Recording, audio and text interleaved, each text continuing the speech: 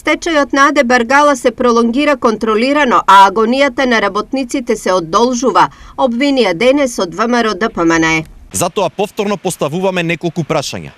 Дали во последните 100 метри пред изборната трка, за да не се валка името на зетот на дел од акционерите на Баргала, стечајната постапка ќе се одложува до недоглед.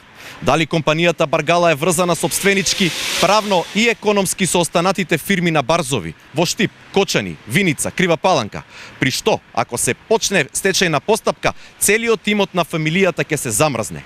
И дали ова бесрамно изживување со работниците и доверителите не е уште еден обид преку политичко полтронство на градоначалникот Сашко Николов да се штитат бизнис интересите на оваа фамилија.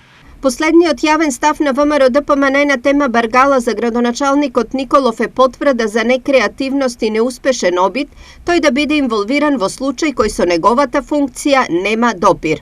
Локалната самоуправа и градоначалникот немаат никакви законски права и можности да се мешаат во работата на приватниот сектор. Затоа ги замолуваме сите оние кои имаат таков интерес и намери да се обратат на менаџерските тимови и приватните компании. Стои во реакцијата.